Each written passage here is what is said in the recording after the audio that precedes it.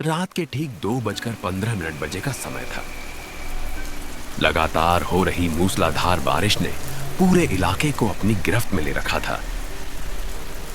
चंद्रपुर गांव का इकलौता डॉक्टर आदित्य मिश्रा दिन भर मरीजों का इलाज करके अभी अभी अपने छोटे से घर लौटे थे। गांव में लोग उनका बहुत सम्मान करते थे, क्योंकि वे कभी किसी गरीब मरीज से पैसे नहीं लेते थे। खाना खाने के बाद जैसे ही वे सोने लेटे, तभी दरवाजे पर इतनी जोर से दस्तक हुई कि पूरा घर कांप उठा। डॉक्टर ने घड़ी देखी, 2:15। इतनी रात को कौन हो सकता है? उन्होंने लालटेन उठाई और दरवाजा खोला। बाहर लगभग 30 वर्ष का एक युवक खड़ा था। उसके कपड़े बारिश से भीगे हुए थे, चेहरा पीला पड़ चुका था, आंखों के नीचे काले घेरे थे और उसके हाथ लगातार कांप रहे थे। डॉक्टर साहब, क्या इंसान मरने के बाद भी चल सकता है? डॉक्टर कुछ पल तक उसे देखते रहे। पहले अंदर आओ। युवक अंदर आया। नाम क्या है तुम्हारा? मेरा नाम मोहन है। कुछ देर बाद उसने बोलना शुरू किया। मैं लकड़ी काटने का काम करता हूँ। आज मुझे जंगल के उस पार वाले गांव में काम मिला था। देर हो गई। जब लौट रहा था तभी इतनी तेज बारिश शुरू हुई कि रास्ता ही दिखाई नहीं दे रहा था। तभी मुझे जंगल के बीच एक पुरानी सराय दिखाई दी। मैंने सोचा थोड़ी देर बारिश रुक जाए तो आगे निकल जाऊंगा। डॉक्टर चौंक गए। जंगल के बीच वाली सराय? जी, वह तो 30 साल से बंद पड़ी है। मोहन धीरे से मुस्कुराया। मुझे भी यही लगा था, लेकिन उसके अंदर दीपक जल रहा था। डॉक्टर अब पूरी तरह ध्यान से सुन रहे थे। मोहन बोला, मैंने दरवाजा खटखटाया। कुछ देर बाद दरवाजा खुला। सामने एक बहुत बूढ़ा आदमी खड़ा था। सफेद दाढ़ी, झुका हुआ शरीर, लेकिन उसकी आंखें। तभी पीछे से एक बुजुर्ग औरत आई। उसने कहा, अंदर आ जाओ बेटा, बारिश में कोई मेहमान बाहर नहीं रहता। मैं अंदर चला गया। सराय के भीतर अजीब सन्नाटा था। दीवारों पर पुराने चित्र टंगे थे, लेकिन हर चित्र में लोगों के चेहरे खुरचे हुए थे। मैंने पूछा, यहां और कौन रहता है? बूढ़ी औरत मुस्कुरा दी। जो एक बार यहाँ आ जाता है वह कभी अकेला नहीं रहता। यह सुनकर मेरा दिल जोर जोर से धड़कने लगा। मैं भागना चाहता था, लेकिन बाहर इतनी तेज बारिश थी कि कुछ दिखाई नहीं दे रहा था। रात बढ़ती गई। मैं एक पुराने कमरे में सोने चला गया। करीब 1 घंटे बाद मेरी आंख खुली।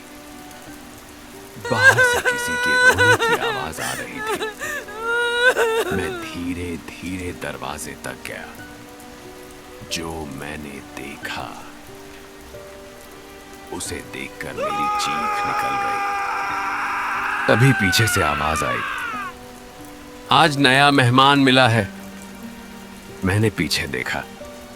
बूढ़ी औरत अब इंसान नहीं रही थी। उसका चेहरा आधा जल चुका था। मैं बेहोश हो गया। मोहन कुछ देर चुप रहा।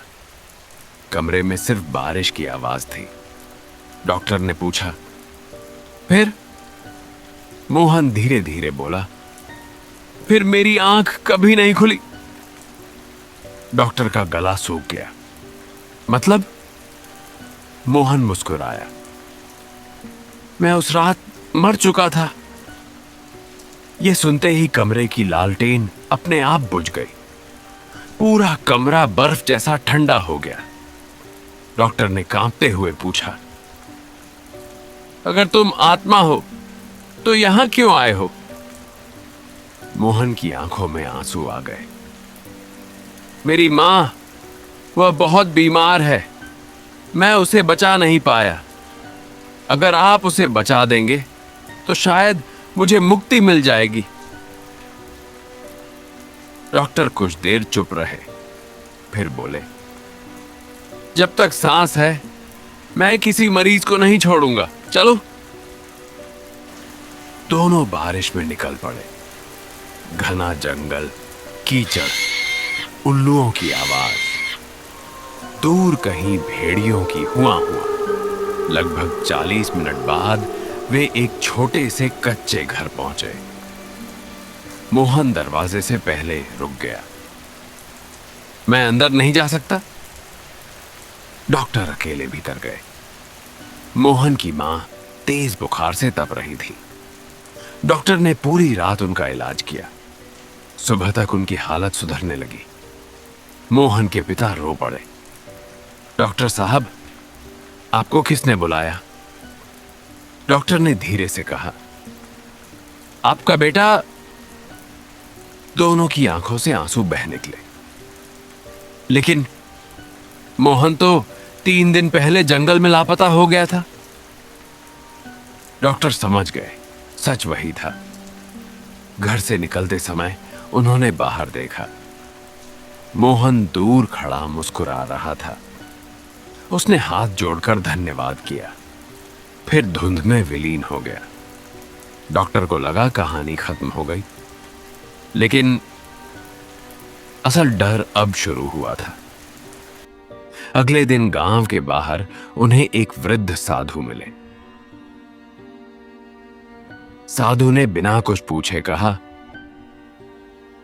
जिस आत्मा की तुमने सहायता की वह निर्दोष थी, लेकिन सराय अभी भी भूखी है। भूखी? वह हर अमावस्या को एक नई आत्मा मांगती है। क्यों? साधु बोले, सालों पहले उस सराय का मालिक यात्रियों की हत्या करके उनकी आत्माओं को एक तांत्रिक को बेचता था। आखिरकार गांव वालों ने उसे जिंदा जला दिया, लेकिन मरते समय उसने श्राप दिया, जब तक मेरी राख को सम्मान नहीं मिलेगा, यह सराय हर अमावस्या एक जान लेगी। डॉक्टर ने उसी रात सराय जाने का निश्चय किया।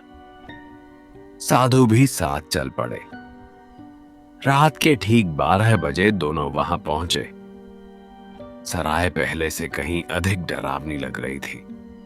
दरवाजा अपने आप खुल गया। अंदर वही दीपक जल रहा था। दीवारों पर इस बार ताजा खून जैसे निशान बने हुए थे। हवा में राख उड़ने लगी। फर्श फट गया।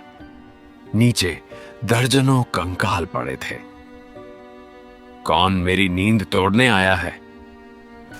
डॉक्टर कांप गए, लेकिन पीछे नहीं हटे। मैं सत्य जानने आया हूं। आत्मा ने पूरा अतीत दिखा दिया। कैसे लालच में निर्दोष यात्रियों की बलि दी गई, कैसे गांव वालों ने बिना पूरे सच को जाने सबको जला दिया, कैसे कई निर्दोष लोग भी उसी आग में मर गए। डॉक्टर की आंखें भर आईं। उन्होंने कहा, तुम्हें बदला नहीं, सम्मान चाहिए। साधु ने ताबीज निकाला। दोनों ने मिलकर वैदिक मंत्रों का जाप शुरू किया। पूरी सराय कांपने लगी। राख हवा में घूमने लगी। आत्माएं एक एक करके मुक्त होने लगी। लेकिन तभी सबसे शक्तिशाली छाया प्रकट हुई। वह उसी सराय का असली मालिक था। उसने गरज कर कहा, अगर मैं समाप्त हुआ तो यह पूरी सराय भी राख हो जाएगी। डॉक्टर ने उत्तर दिया, निर्दोषों की चीखों पर बनी जगह का मिट जाना ही उचित है। साधु ने अंतिम मंत्र पढ़ा। एक तेज प्रकाश पूरे भवन में फैल गया। कुछ ही सेकंड में पूरी सराय ढह गई। सभी आत्माएं प्रकाश में विलीन हो गईं। आखिर में मोहन भी दिखाई दिया। इस बार उसके चेहरे पर भय नहीं, सिर्फ मुस्कान थी। धन्यवाद डॉक्टर साहब, अब मैं सचमुच घर जा रहा हूं। वह प्रकाश में समा गया। कुछ महीनों बाद उस स्थान पर गांव वालों ने एक छोटा मंदिर और यात्रियों के लिए धर्मशाला बनवाई। लोग कहते हैं बरसात की कुछ रातों में वहां आज भी एक डॉक्टर की लालटेन दूर से चमकती दिखाई देती है। लेकिन अब वह किसी को डराने नहीं, बल्कि रास्ता भटके यात्रियों को सुरक्षित मंजिल तक पहुंचाने के लिए दिखाई देती है।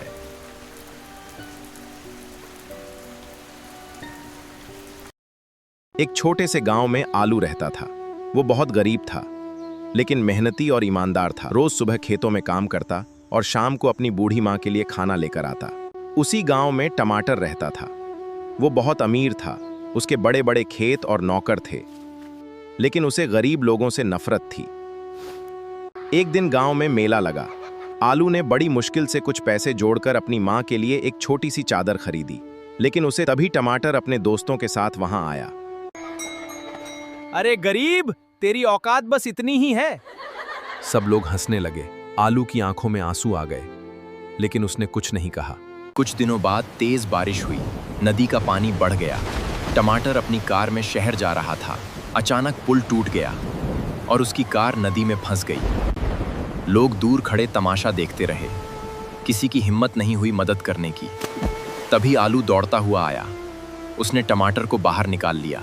टमाटर की जान बच गई। होश आने पर उसने देखा कि जिसकी वो हमेशा बेइज्जती करता था, उसी गरीब आलू ने उसकी जान बचाई है। क्या आप ठीक हैं? मुझे माफ कर दो। मैंने तुम्हें हमेशा छोटा समझा, लेकिन आज तुम सबसे बड़े इंसान निकले।